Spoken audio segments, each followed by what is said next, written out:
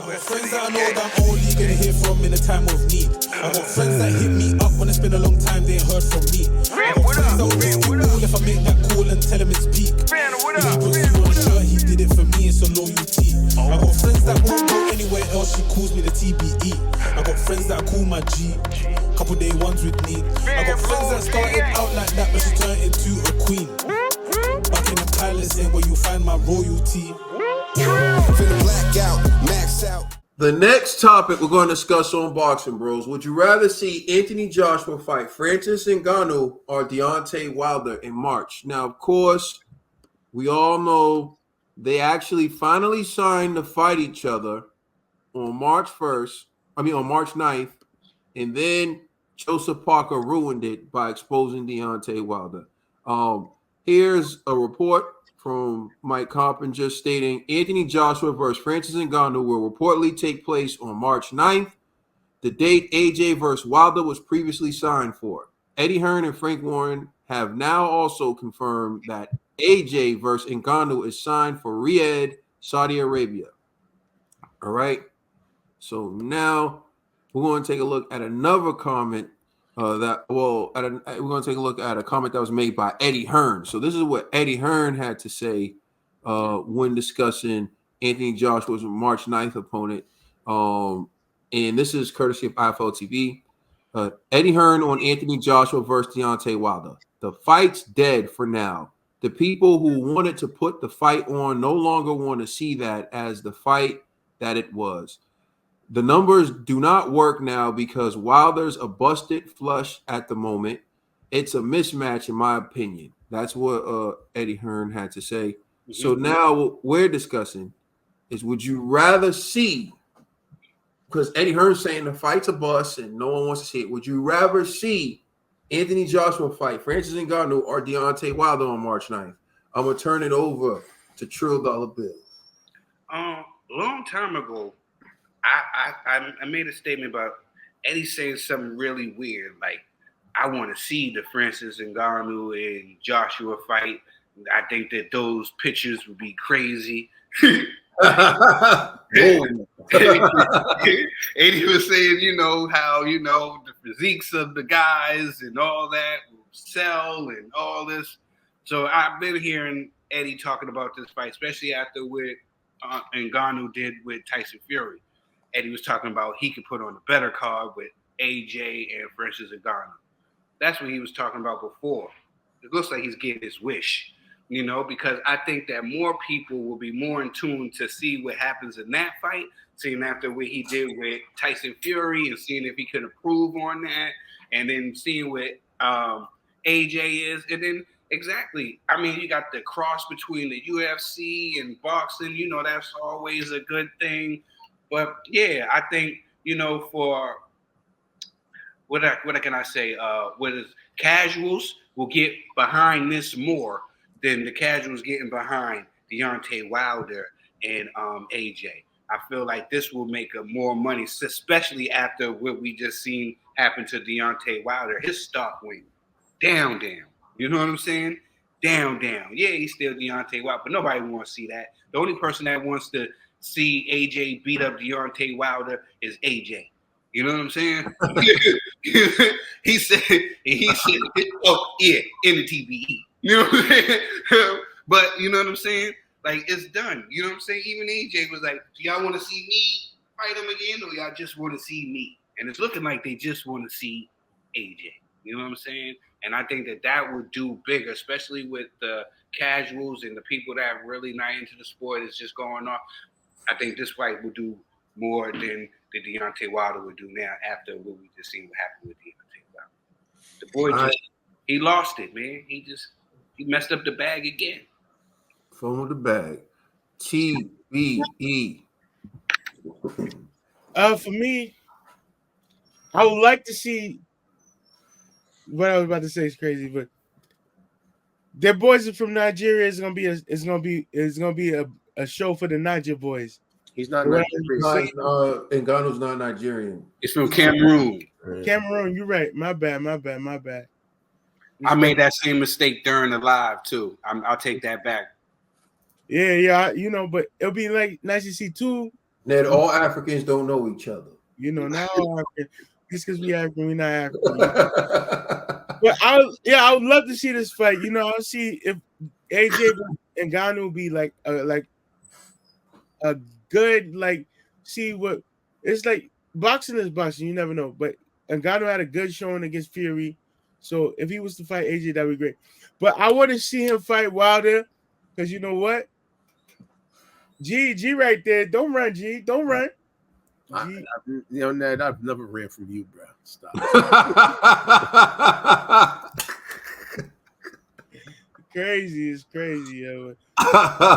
See that? I would love to see AJ versus Wilder, because you know it'll be a closing book. It'll be the chapter, the turn page, and we move on to a different story. But it's been a long time, beef.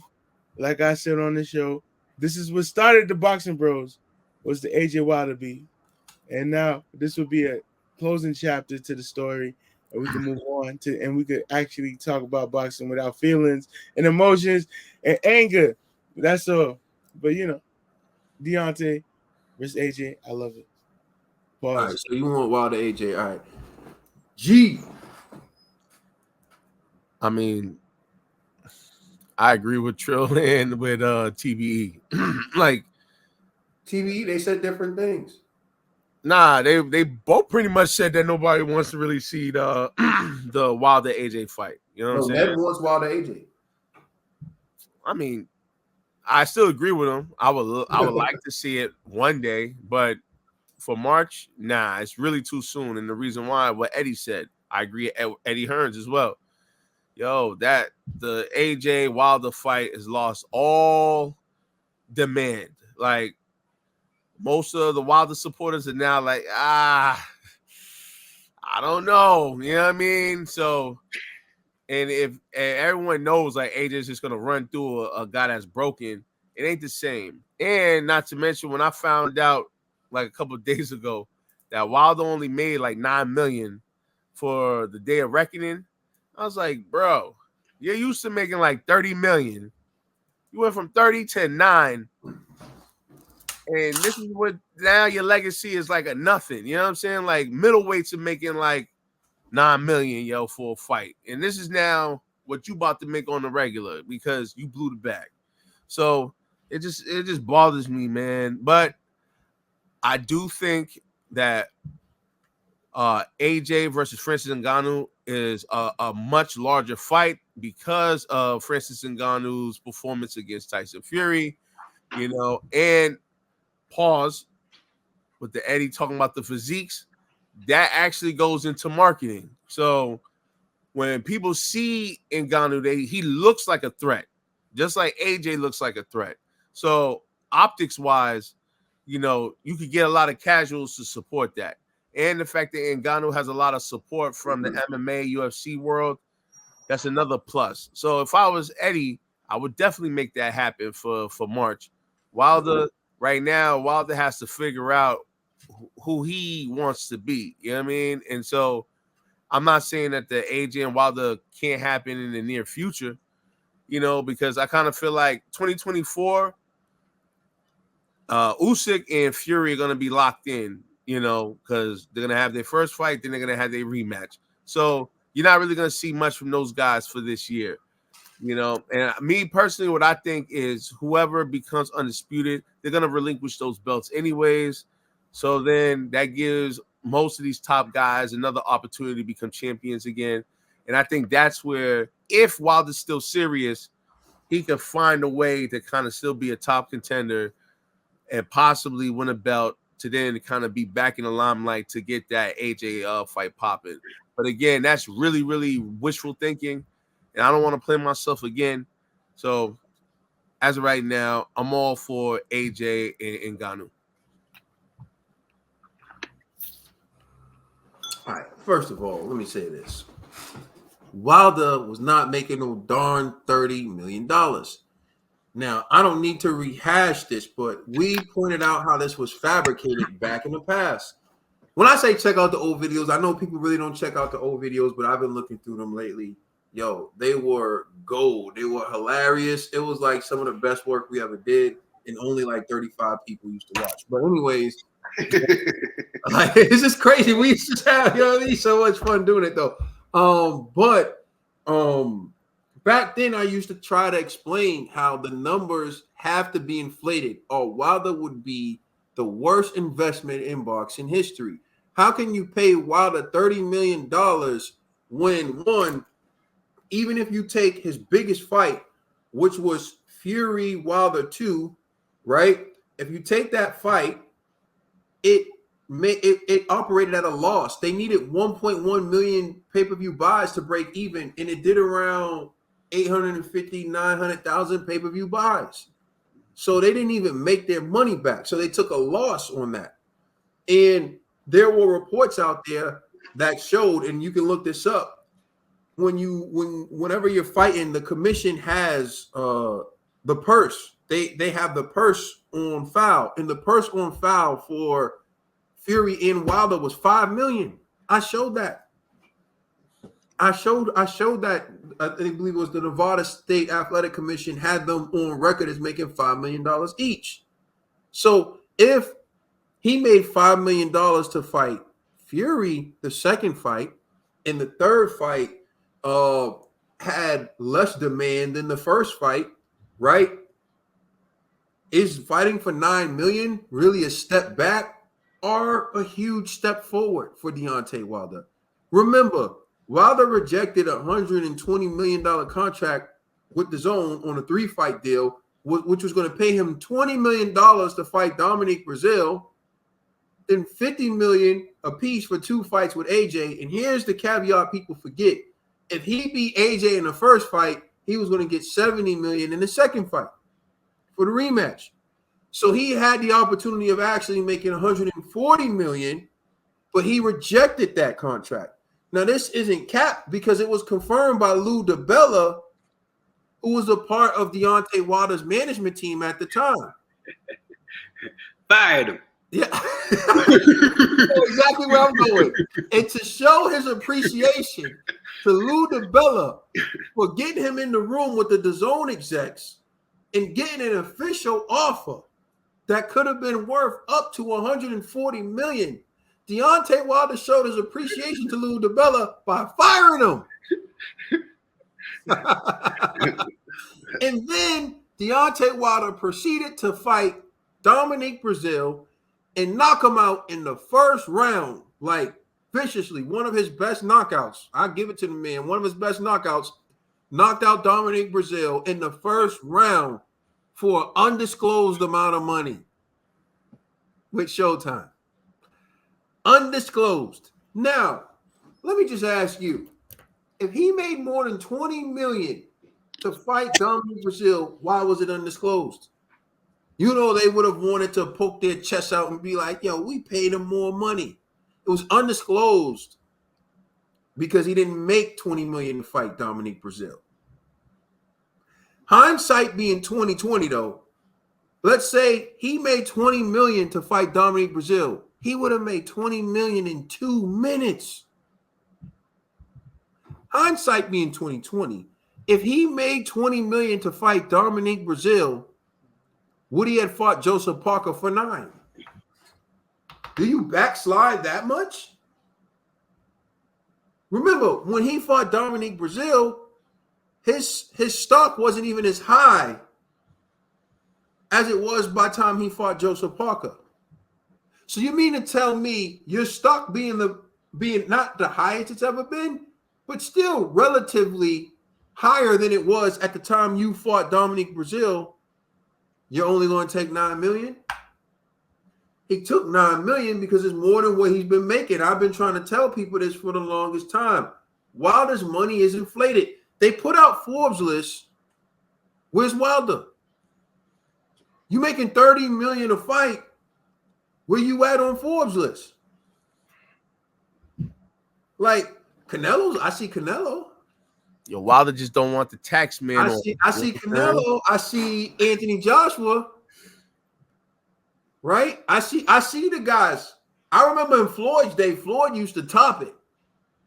And right there in the top 10 would be my boy Manny Pac-Man Pacquiao. They was raking it in.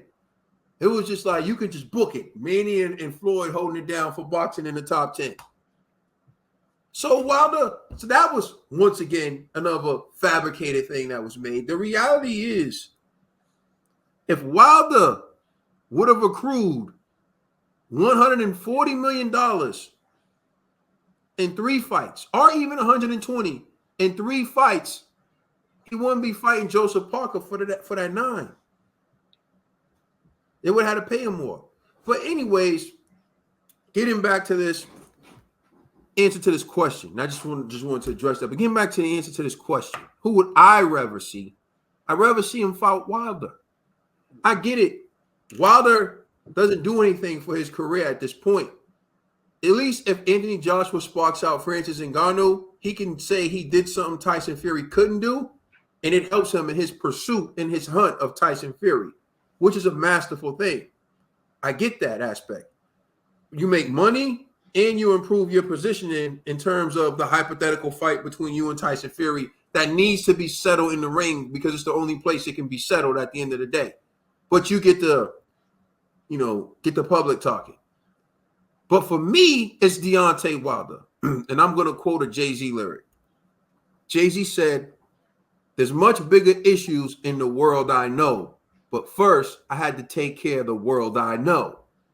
What Jay-Z was saying is, of course, there are bigger, better things I could be doing. But first, I got to take care of the small stuff in this world, in the world that I understand because I came from it. So are there much bigger issues in the world, such as for Anthony Joshua, bigger fights like Ngannou, Tyson Fury, a trilogy with Usyk? Absolutely. But first, take care of the world you know.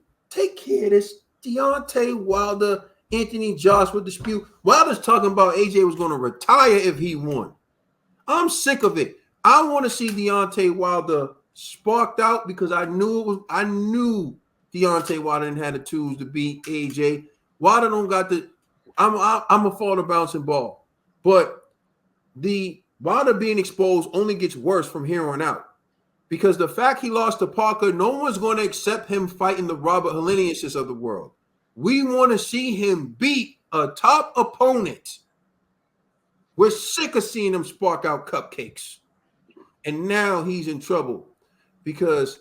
Name me a top guy in the comment section that you think Deontay Wilder could actually beat. Let us know how you feel in the comment section. Check us out on Instagram and Twitter. And please check out our podcast on all major streaming services. You know you rock with. It's the Boxing Bros. Buckingham Palace out now. That's right.